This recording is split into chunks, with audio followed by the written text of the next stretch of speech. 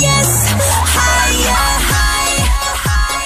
Kapwa, ngayong araw na to, abay kasama niyo ang nag-iisang dalagitang tulog nung nagsabog ng katangkaran pero nalimpungatan ng inihagis ang kagandahan at syempre dahil nga naman day off ko, naglakad-lakad ako at akalain mo yun, no? Nakabangga ako ng isa sa mga nominees lang naman ng paparating na awards. Ang isa sa mga nominees sa Best Rap Recording Artist. Oh, please welcome Smuglass!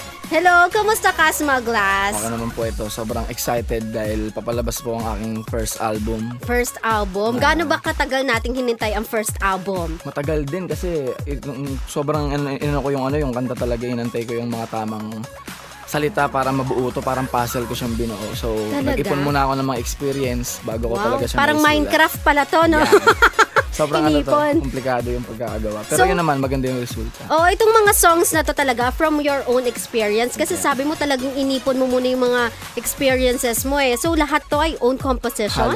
Lahat po halos. Wow! Ang galing naman. So ilang years in the making to? Kasi yung mga ganitong klase pong mga kapwa ng mga album, yung years in the making, ito yung may mga laman eh. Sa totoo lang, umabot din yata siya ng 2 taon. 2 taon? 2 taon din talaga. Grabe, siguro kahit ako 5 taon, isang kanta, di ako makakabuo eh. Charot lang. Pero ano ba yung mga sa tingin mong pinagdaanan mo na sabihin mo talagang matindi talaga yung pagkakagawa nitong Smuglass na first album mo? Yung pananatili namin bilang kung ano talaga kami, kung ano yung pinili naming profession bilang artist, rap artist, yun nga. Kasi nung mga panahong struggle, sobrang parang dumadating yung parang mag-give up na kami. Pero sa ngayon, habang nagkaroon ng bunga yung ginawa namin, nako-connect the dots namin yung mga nangyari na siguro yung mga struggle dati, sa ngayon magiging malaking mensahe lang siya na may lalabas namin through music na pwedeng maging para maging inspiring din sa ibang tao. So, have you always been this way? Gusto mo talaga mag-rap? Gusto mo talaga pumasok sa hip-hop industry? Bata pa lang talaga ako, ito na yung music na parang naging ng buhay ko eh. Yung parang sinundan ko parang siya yung naging direksyon. Talaga? Siya yung mapa, kumbaga ganun. Wow! Sino naman yung mga former artist na talaga nga namang idol mo na sinabi mo, tiningala ako and one day magiging ako ikaw, gano'n?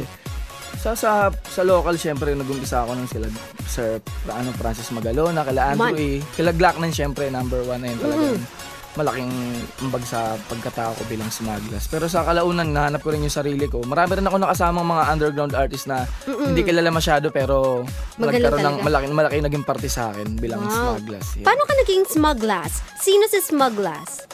Isang pangkaraniwang rapper lang po sa Tondo. Yung pangalan ko kasi hindi ko talaga pinlano na yun yung maging pangalan ko, na parang binigay lang siya sa akin dati nung nagkaroon ako ng mga kasamahan dati sa mga simpleng dang dati sa lugar namin, mga ganun-ganon. Kailangan ba astigin yung pangalan? Hindi pwedeng butterfly, ganyan. Buttercup, mga ganun bubbles. Oo, hindi pwedeng ganun. Blossom. Depende kung paano mo dadalhin, ganun. Pero itong Smuglass talaga, binigay lang to sa'yo. Binigay lang talaga siya. So, pinangatawanan mo na lang na Smuglass. Oo, ganun, nakilala na siya. Pero wala siyang meaning. Yung behind ng Smuglass. Wala na siya. So, ang meaning na talaga, yung pagkatao mo na mismo. So, tell us about this album. Excited ako kasi ang ganda po nung title ng kanyang album, Walking Distance. Walking Distance. Ay, gusto ko po yan from Pasay to Zamboanga. Walking Distance. Monumento to Baclaran. Yan. Bakit Walking Distance? Siguro dahil parang kinumpara ko po dun yung paglalakbay ko bilang isang rapper. Kung sino po ako ngayon at kung paano ko po sinimulan yung paglalakbay ko noon. Kinumpara ko siya sa simpleng paglalakad lang dahil dati mahilig ako maglakad talaga eh. So parang binood ko doon na malapit lang. Di ba pag sinabing walking distance lang, dyan lang yun, walking distance lang. Ibig sabihin malapit lang. So parang it gives hope sa pero pangarap. pag barkada mo po yung nagsabi sa inyo walking distance, wag niyo paniwalaan, layo yun. Yan. Parang malapit na ako, traffic lang. Yan, naliligo pa lang yan. Pero tell us about the music behind the Walking Distance album. Ilang cuts ba ang nandito? May get po siya, 12 tracks yung nandyan. Pero may mga bonus track akong sinama dyan.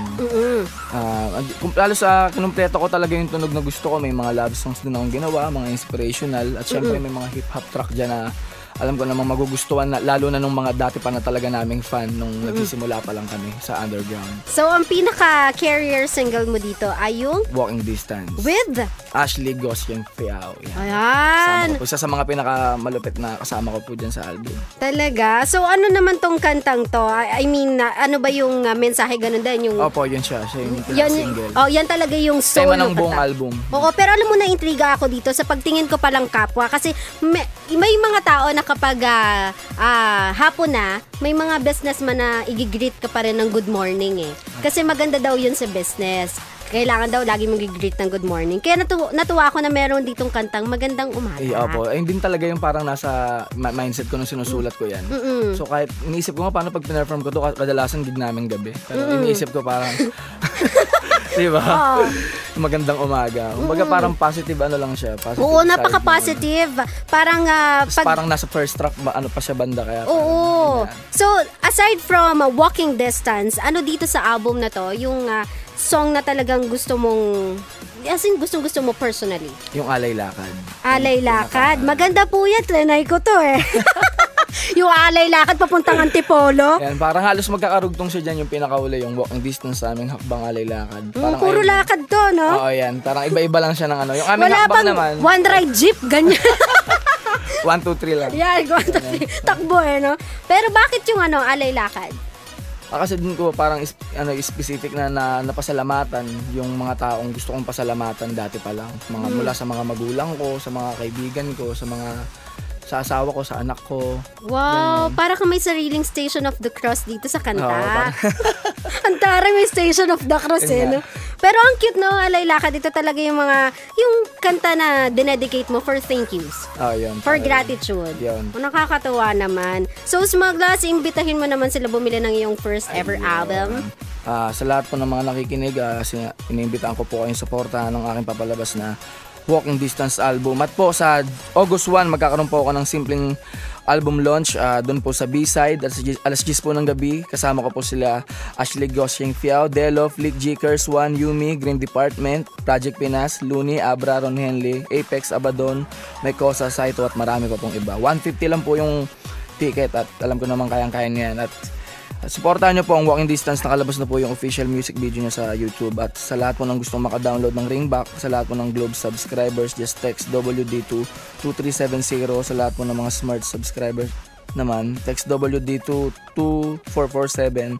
Libre po yan for 5 days. Uy, libre. Gusto ko yan, libre. Salamat po sa Warner Music Philippines, Sonic State Audio, kay Clamsy, Sick Tunes, at syempre po sa Ethnis. Yan. Ayan po yung mga invitation ni Smugglers sa darating naman na August 1. Nakasama ko si Delo before. Si Delo. Oo, sa kanyang music video na hello naman po. Putok na putok pa yung pisngi ko doon.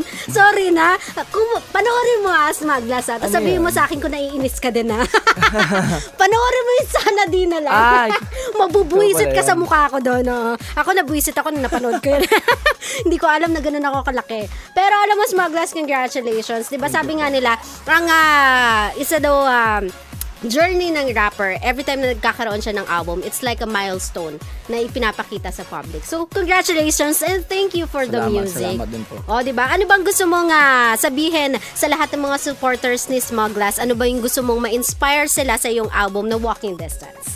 Ayun, nagpapasalamat ako syempre sa lahat ng mga sumuport at naniwala nung una pa lang dahil ngayon nagiging worth na lahat at syempre, mas lalo pang kaming ginaganahan ipagpatuloy dahil alam naman namin simula pa lang din to ng mas panibagong, mas mahaba pang lakbay para mas maging malaki yung panalok natin ng biyaya. Ayun, kaya yun, tuloy-tuloy lang din at gaano man kalayo ang ating mga pangarap sa buhay. Laging tandaan na yan ay walking distance lang. Yun walking distance lang. O dahil naman sinasabi mo na yung walking distance sa mga makailang beses, siguro mga naka 30 times tayo ngayong oras na to.